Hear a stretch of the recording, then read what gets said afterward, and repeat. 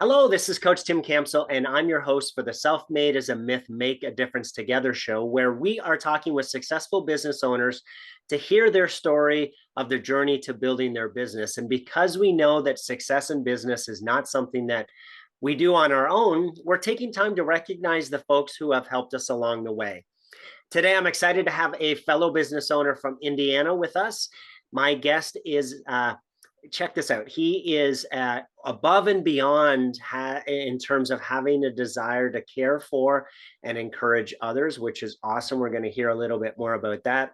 In his downtime, he enjoys taking long road bike rides. And he's most proud of his amazing children who we're going to have him share with us here in a sec. So it is my pleasure to welcome Chris to the show today. Hello, Chris.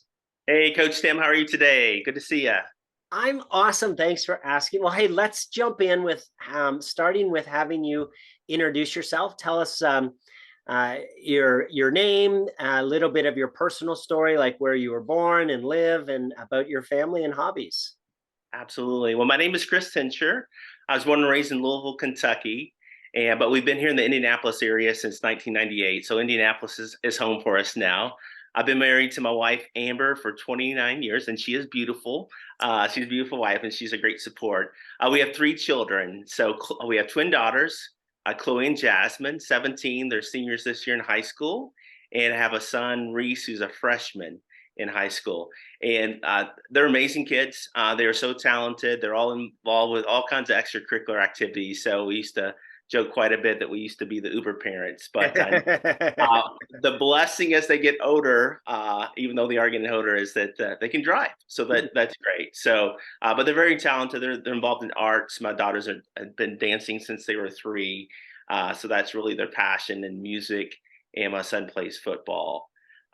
So prior to that, I just want to say my Christian faith has been very instrumental in my life. So it's been important to me, and it's kind of shaped me to the person I am. For hobbies, you've already mentioned I like the road bike, so that's love to get out and experience new places, and you're able to do that on the road bike. I've been riding since as a small kid, but love enjoy going out and being outdoors. So love hiking. I used to do a lot of camping. We just got some kayaks, so we've been out in the water doing some kayaking. Nice. Just anything to get me outdoors. All my cars, the last few cars I've had have all been convertibles. So I love putting the top down, getting the fresh air. Even my new truck has a sunroof and a window that comes down. So just enjoy just being in the outdoors, taking in God's beauty, and just enjoying some fresh air. Very cool. Hey, Chris, is there a funny story that your family likes to tell about you that you'd be willing to share with us today? Absolutely. So I have a habit, at least 5 times now, I've either left my credit card or wallet behind, either at a restaurant we've been on a trip. So it's really funny now. So they always ask when we're getting up from the table, Dad, do you have your wallet? Right. So one particular time we had stopped at a place. We were traveling. We were actually taking a family camping trip, and we actually had to go back 60 miles to get my wallet. Oh, So yeah, kind of put a little bit of delay in our trip, made it yeah. much longer. But the interesting thing is I never leave my cell phone behind. So it shows how important those cell phones are, right? Right? Yeah. Well, hey, I don't know if you're familiar with the AirTag technology, but that thing is a huge blessing. It'll Mhm. ping your phone when you're a certain distance away from it to let you know that you might have left it behind. So that might be a good investment for you to stuff in your wallet. Absolutely. Hey, Chris, tell us how did the business come about, and at what point did you have the confidence that you could run your own franchise? Absolutely. So I was in the hotel industry for 12 years, kind of did everything you can imagine the hotel. Late, I was a sales manager and general manager. But at that point, hotels are 24/7. So I was kind of looking to do something a little bit different. Mm. I was pursuing, where can I be an entrepreneur? What business could I start? And I thought, why not the restaurant business, right? Go from the hotel to restaurant business. But very interesting. We were visiting a church here on the west side of town, and I had the opportunity to meet a Chick-fil-A franchise operator who was actually going to open the first restaurant here in Indianapolis. Got to connect with him and know him a little bit. And he told me about the opportunity with Chick-fil-A. I said, hey, this is something that's really interesting. So we had more conversations and was learning about Chick-fil-A, and I knew that basically it was a great company, had great culture and values, and matched my values. So I think this is going to be a great fit. So he allowed me to come into the restaurant to work a couple of weeks after he first opened, and realized that, hey, this is something that I could commit my life to and do.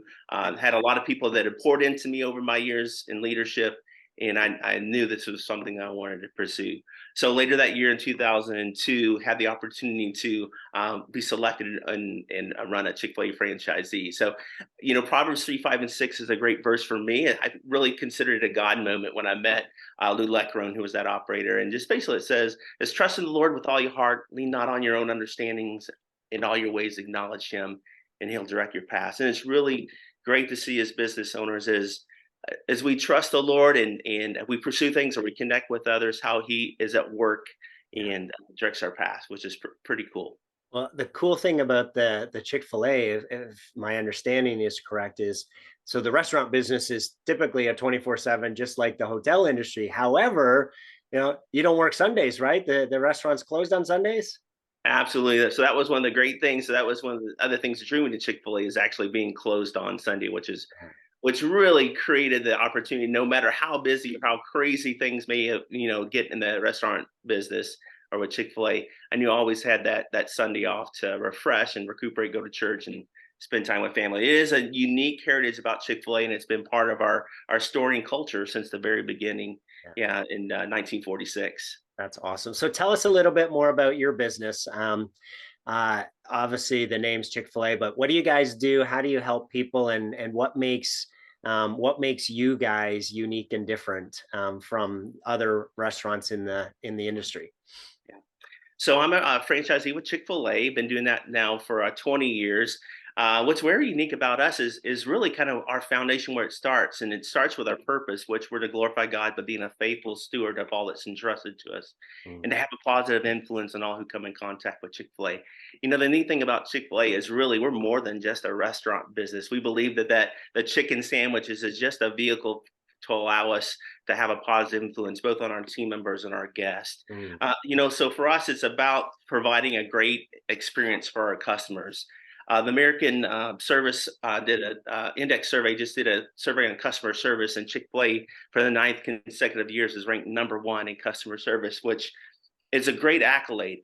But I will tell you that we work really hard at it. And we don't take that for granted. We know that customers have high expectations, but we do our very best to make sure that we're providing great customer service, making it fast and accurate, and wanted to make sure we take care of our guests. But we believe that we develop trust with our customers, and people enjoy coming to Chick-fil-A because of how we take care of our guests. What's kind of unique about Chick-fil-A and kind of a differentiator for us is the franchisee, the operator, is actually involved in the well, I won't say the day-to-day operations, but we're present in the restaurant, present in our communities. Yeah. And so typically we don't have 10, 15, 20 restaurants. We have one or two where we can really invest in our team and our community. Makes it a big asset for our business. Very cool. Hey, tell us.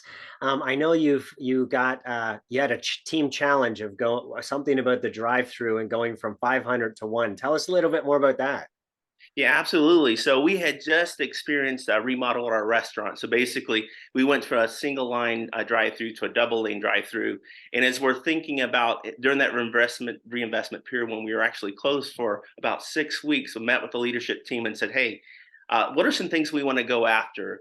We knew that basically with the new capacity in our restaurant that we could achieve some amazing things. So one of the goals that we set was having the premier drive-through experience. So we kind of looked where we were, so we were able to look at some data to kind of see where we ranked in the chain. So we started at 500 late, 2019, and we put a lot of focus on it. So I think when you have a big go, the whole team's working together to focus on this one goal, you see some amazing results. So we worked hard at it. We made changes. We made small incremental changes to what we were doing. We saw ourselves go from 500, then to 18, and then #1 in the state of Indiana, and eventually September 2020 we actually got to #1. So basically, what it does, it measures the drive-through experience, measures your drive-through sales, order accuracy, and customer experience inside the drive-through. So it was pretty pretty cool that we could say little old Avon, Indiana was number one in all, and all, 3,000 Chick-fil-A restaurants was pretty cool. We set a high standard, so it was a great thing to achieve. But I think more than anything, it just taught the team, you know what, we can go for big things, and when we work together, we're better and we can accomplish some amazing things. So it was great to have this big goal and to accomplish it. Yeah, congratulations. That's awesome. Did I hear you say that you were closed for 6 weeks for renovations? Yeah, absolutely. So part of that is we extended the building and went from a single lane drive through to double lane. So yeah, interesting time, but it was a great time to just have a refreshing time and take care of the team Yeah. and just make sure, kind of reset ourselves a little bit, which is great. As business owners, we don't get sabbaticals, right? Right? So it's really hard. But you know what? It was just a blessing to be able to take that 6 weeks and to refresh and pour myself back into the business once we reopened. So it was a really special time. Very cool. Well, congratulations on getting to number one. That's awesome. Thank you. Chris, share a story where someone pushed you or inspired you that you could do it, even though maybe you didn't think that you could, and the impact that that person had on you. Yeah, absolutely. So this was basically about the same time, 2019. And it's a great thing about Chick-fil-A is we're in business for ourselves, but not by ourselves. So we have Mhm. plenty of consultants that, as a part of a franchise, that we can reach out to. But I had a great friend named Dean Laws, who was kind of a consultant to me, came alongside me and said, "Hey, Chris, you can accomplish great things. You have a great opportunity here." So really, he just kind of encouraged me. It's one of those things with a little accountability, kind of ask the right questions, set the right goals. With encouragement, inspiration, those things can happen. So, we would run down on the canal down in Indianapolis and have early morning, have some great conversations. And he was a great athlete, great runner. But you know what was he showed a lot of humility. So he was able to meet me where I was Yeah. at my, 10-minute mile pace when he was at a 6 mile mile pace. But he was there for me. And I think that sometimes that's what we need as business owners is to connect with someone who meets them right where they're at, ask the right questions and walk forward. But what happened was we saw incredible results in our business. So we improved in our food safety scores. We ended up being elite. Obviously talked about that drive-through metric that we hit to get to number one. And it's one of those things where it is when people encourage you, you can do so much more. Yeah, fantastic. So you've probably seen a lot of things in the last 20 years. So what would you say is your biggest learning as a business owner? I think that the biggest learning I've had is, whether it's 10, 20 years, 30 years, what I've always been encouraged is the leaders must continue to learn. Leaders Mhm. must always grow. And what you don't want to do as a business leader is have the same year over and over again for 20 years. You want to see yourself continue to grow throughout that time in your business, because what can happen is your business continues to grow. If you don't grow at the same pace or exceed the pace that your business is growing, you're going to end up being the lid on your business. So it's really Mhm. important that you invest in yourself to make sure that you're staying ahead, because there's nothing worse than getting swallowed by your business, and just being overwhelmed.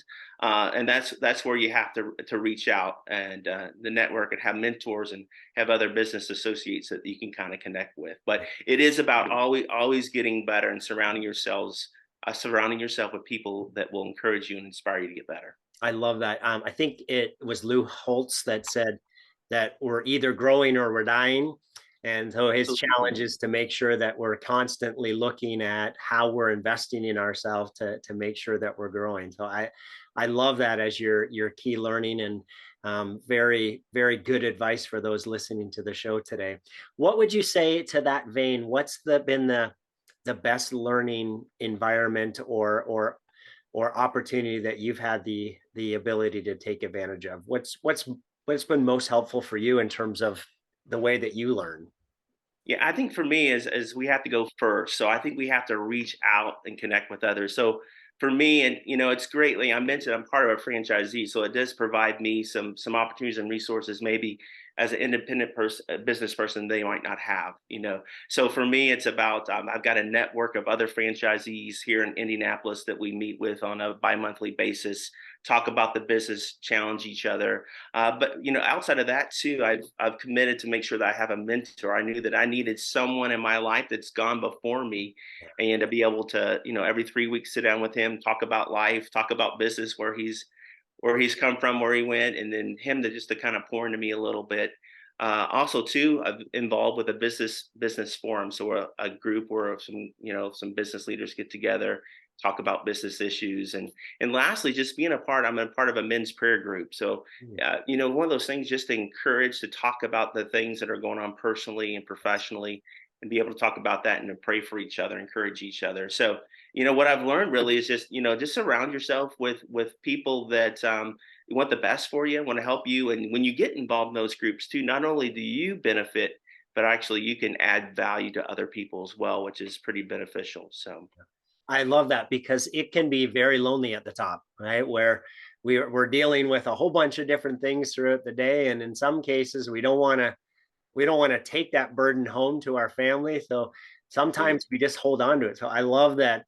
I love the different outlets that you mentioned in terms of ways to be able to share that burden with others and get advice and tips and and encouragement and prayer to help to work through those things, because as a business owner there's constantly stuff going on, right? There's always new opportunities and challenges that we're faced with. yeah, absolutely. I think when I was a manager and I had someone that supervised me or encouraged me, it's great because you got good feedback all the time, right? Both Yes. positive and negative things you need to improve. But when you become the top leader in your organization or the business owner, there's no one else out there. So Right. you have to create that network. I just recently went to the Global Leaders Summit and heard one of the speakers say that 58% of Americans right now are lonely. And then she began to talk about leaders, and 78% of leaders, when surveyed, say, "Hey, I'm lonely."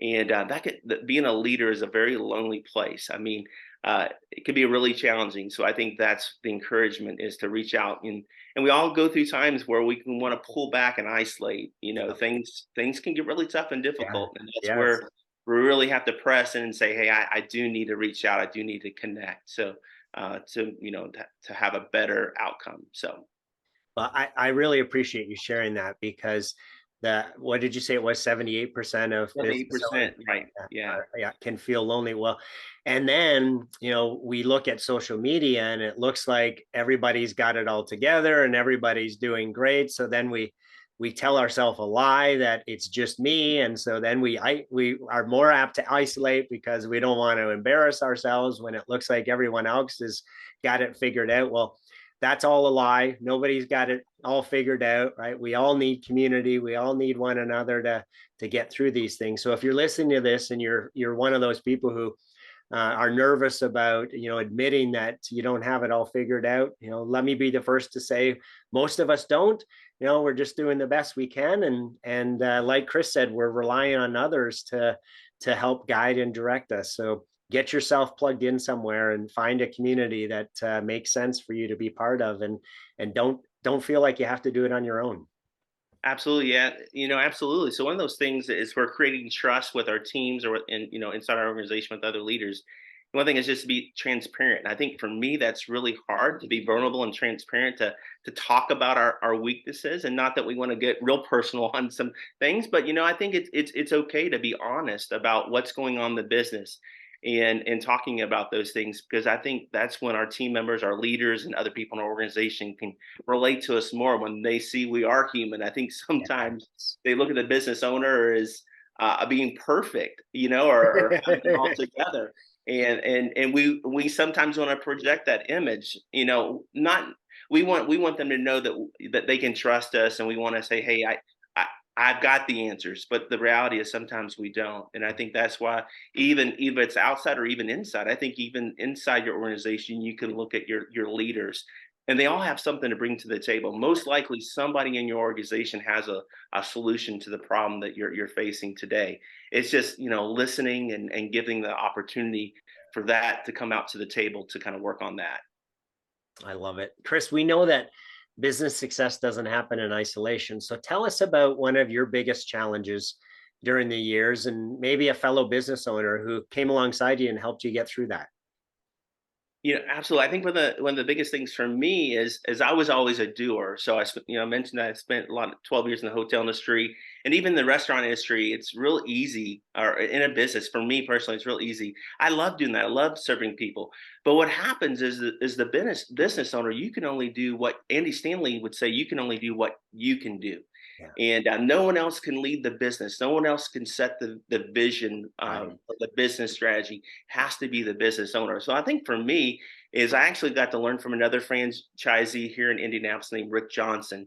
Rick Johnson he began to make some changes, subtle changes in the organization, where he began to build a high performance leadership team who Mm, he empowered to run the day to day business so he could kind of focus on the things that a CEO should focus on. yes. And I think for me that was an interesting transition. I kind of took that as a model and said, "Hey, you know what? If I'm going to grow this business, if I'm going to multiply even myself, what changes do I need to make?" And sometimes it's kind of hard because you really have to. It's a change in mindset, Yeah. really, to be able to do that, and you have to trust the people that you work with. And sometimes you say, "How can you trust people?" Well, you don't know if you can trust them until you trust them, right? So Yes. you gotta pour into people. But what I did is I worked on building a tremendous leadership team and that's very talented that I could trust and rely on to run the day-to-day operation. So then I could kind of focus on other things that a CEO should be focused on. So, but that's a hard transition though. It's Yes. hard it's kind of muddy as you kind of work through that. And especially when you enjoy being with the public, be with the customers or with team members, you just realize if you want your business to grow, then you have to grow and change and adapt. Early on, I think when you start a business or if you have a small business, the CEO or the business owner is doing everything in the business. Yes. Maybe doing the estimates and the quotes and Yes. cleaning the bathroom and all those type of things. But eventually, you can't do that if you want to continue to grow the business. So what I experience is just relying on a team, and you go through a season. It's really a journey. I've been on a 20-year journey, so it doesn't happen overnight, but Yes. begin to pace yourself and say, okay, where do I want to go in the future? What does our organization need to look like? What do I need to be doing as a CEO, and make some decisions, those incremental decisions right now to get you to where you want to go. There's really kind of three main phases of that mindset shift that has to happen. So we all start out as employees, and then those of us who have gone into business for ourselves, we become owner operators. Yeah. And that's where, to your point, where we're doing a lot. And in Right. some cases, it's out of necessity, right? We've got to figure it all out and get things working.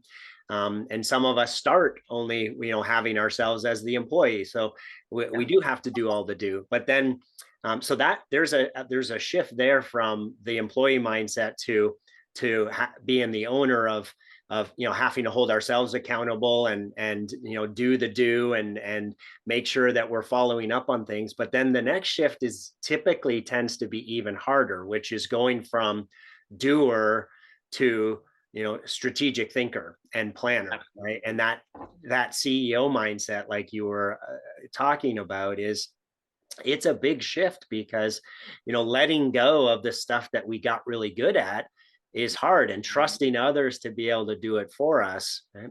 But the reality is, and I love what you shared, because the reality is if we want to get to that next level, right, and have a business that can run without us, we have to learn how to let go.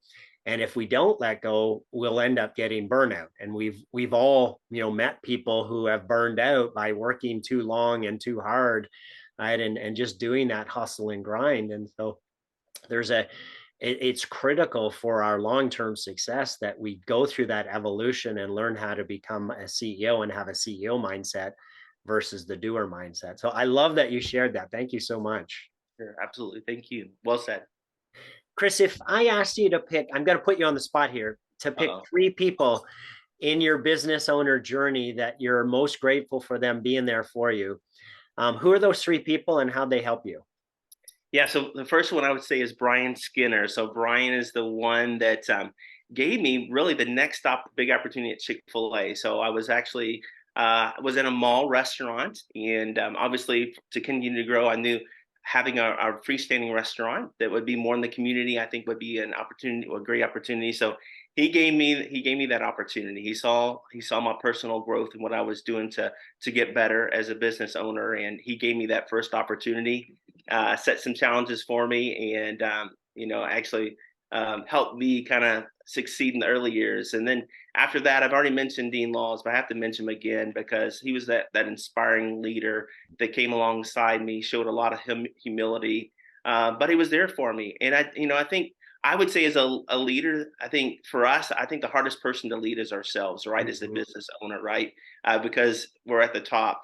But I think when you have some people beside you that can encourage you and ask your goals and hold you accountable, Yes. you go a lot further. So Dean Laws would be another one, and then the third it would be Lance Hicks. So Lance, and this was in the last probably year and a half. He was a consultant with Chick-fil-A. They kind of encouraged me and supported me as Chick-fil-A was kind of looking for growth here in our area. They decided that they wanted to open a second restaurant in our trade area. So he kind of walked through the process with me for me to become a multi-restaurant operator with Chick-fil-A, which doesn't happen very often. And only about 15% of our Chick-fil-A operators have the opportunity to operate a second location or go multi-unit. So very blessed by the opportunity, but he kind of walked me through that process to make sure that we were ready. Part of that is you have to be ready for these opportunities that come up, and he kind of guided us through it and made sure that we were ready for that opportunity. So those would be the three individuals that have been really made an impact in my life.